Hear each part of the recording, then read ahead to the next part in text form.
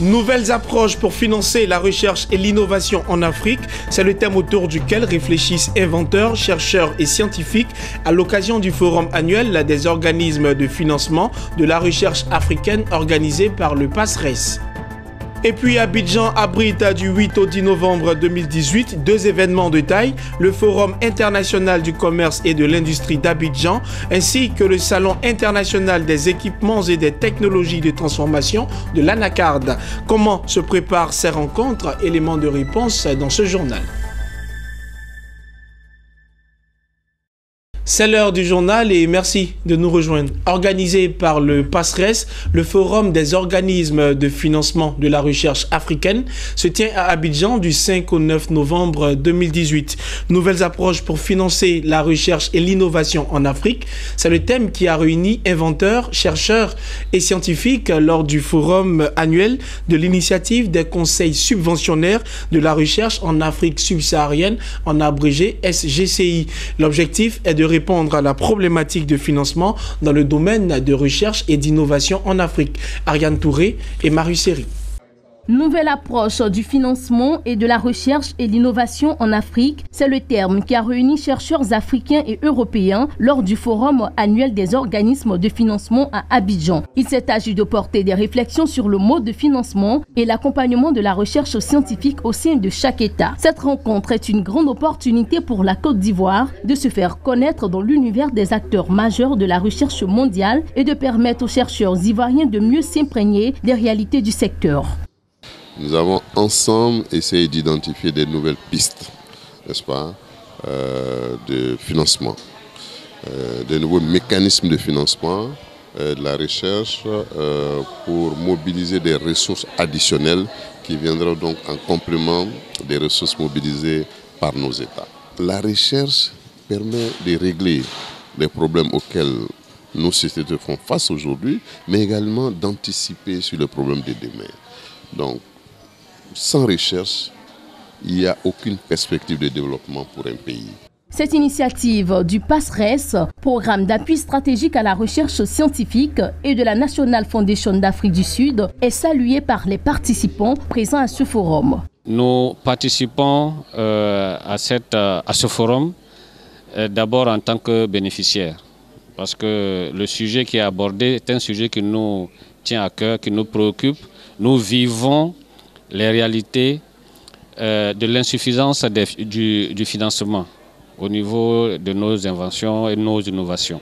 Je suis satisfait parce que les présentations qui ont été faites donc, vont dans le sens justement de ce que je suis venu apprendre, c'est-à-dire quels sont les mécanismes nouveaux qu'il faut inventer. C'est le terme qu'il faut inventer justement pour mener à bien non seulement la recherche, mais également comment valoriser les résultats de la recherche. Le forum annuel des organismes de financement de la recherche en Afrique subsaharienne permettra de mieux gérer la recherche et concevoir des programmes de recherche fondés sur l'utilisation d'indicateurs solides en matière de sciences, technologie et d'innovation et de promouvoir l'échange d'expériences et de connaissances avec le secteur privé et enfin à renforcer le partenariat entre les organismes de financement de la recherche.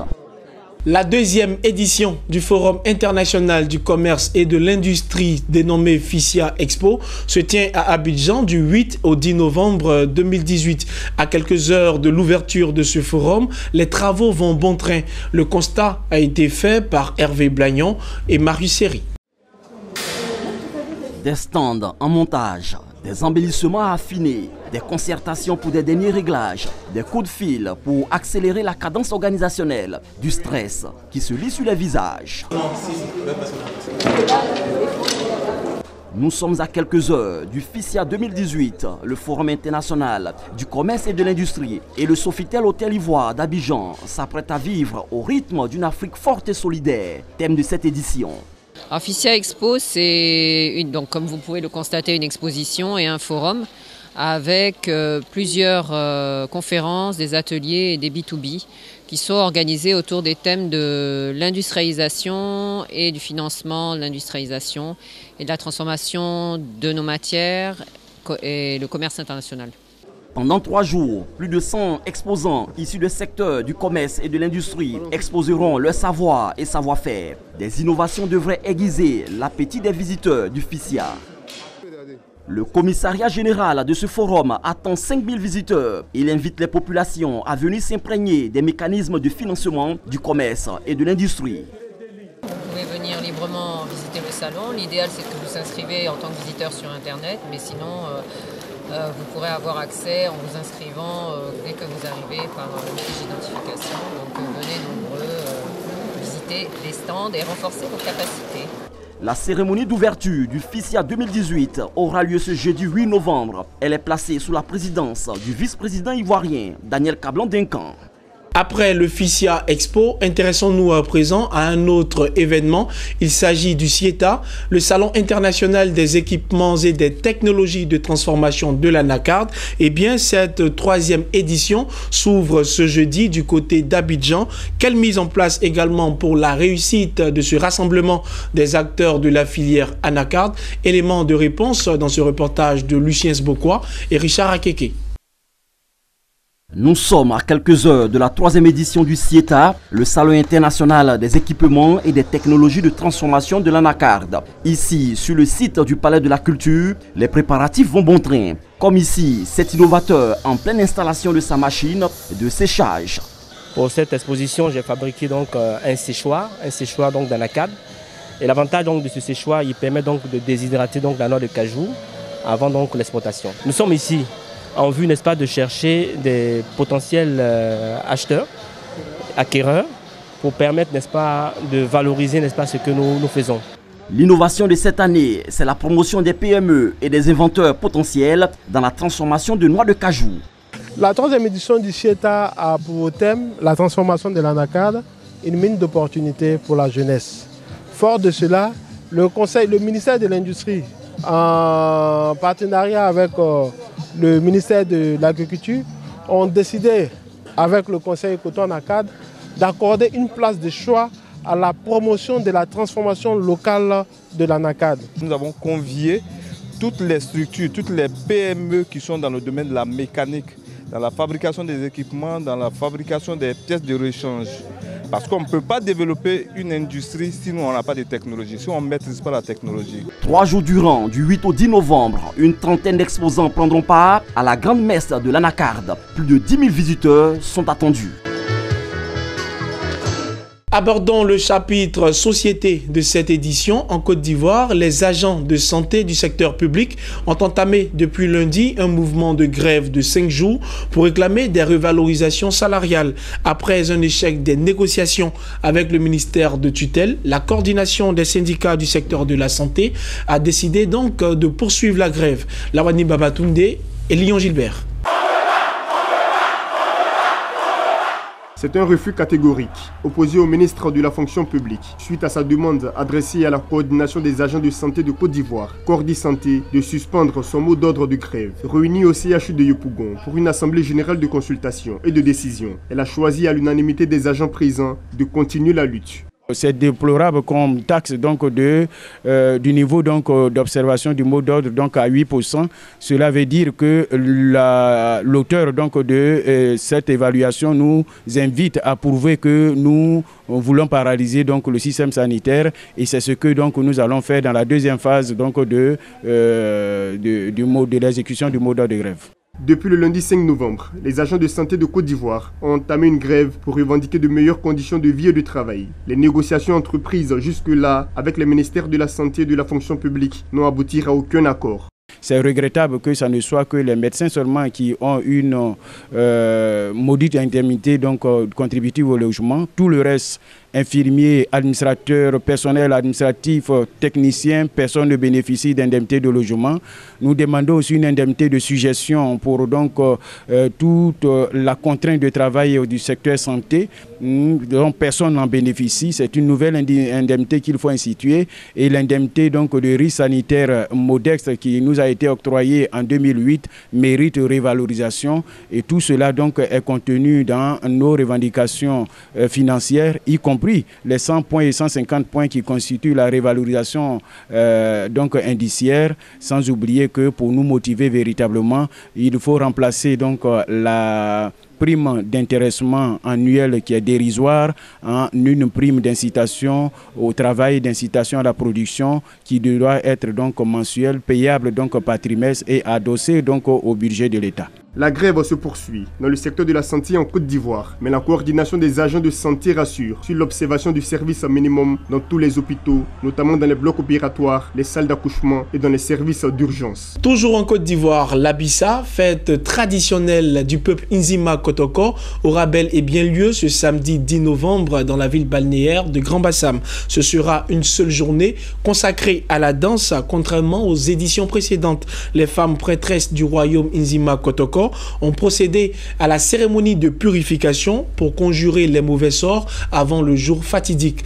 Mon désir Nascimento Oudjifini et Maru Seri pour le reportage. Nous sommes à Grand Bassam, sur la place dédiée aux réjouissances du peuple Nzima Kotoko. Pas de musique, les maquis et bars environnant tous fermés. Que de chants et danses dont les caractères magico-religieux font allégeance aux mânes ancestraux. Les mythiques prêtresses Komian occupent les sites.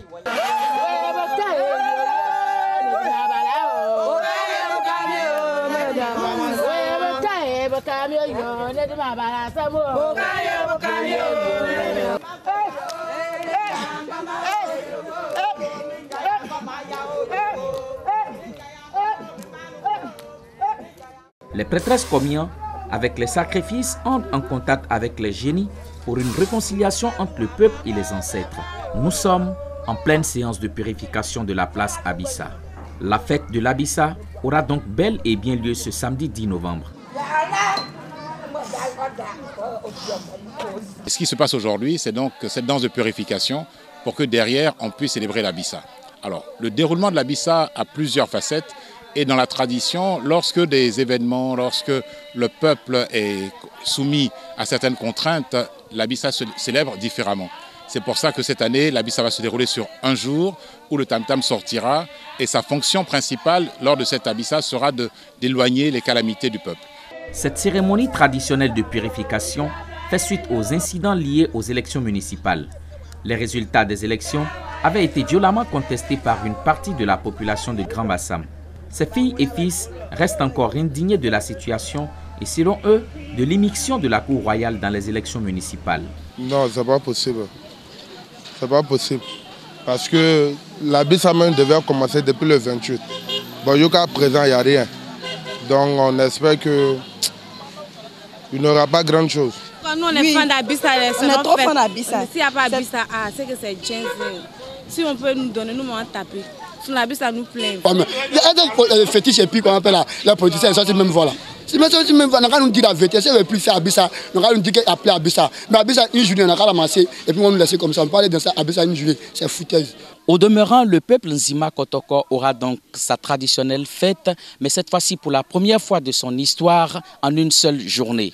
De l'avis de certains observateurs, cette décision qui a le mérite donc de sauver cette fête dans un contexte post-électoral très tendu ici à Bassam, a surtout un objectif financier, celui de ne pas faire fuir les annonceurs qui se sont déjà engagés financièrement aux côtés de ces organisateurs. Ces organisateurs, semble-t-il, ne seraient pas dans la capacité de rembourser tous les financements obtenus.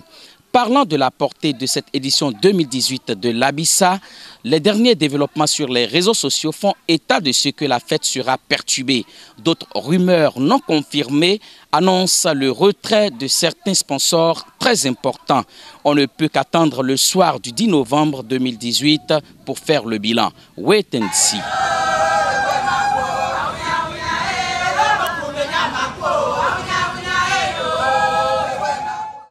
Vive la paix à Grand Bassam pour que vive la Bissa. Merci de nous avoir suivis et de rester fidèles à votre chaîne panafricaine d'information économique.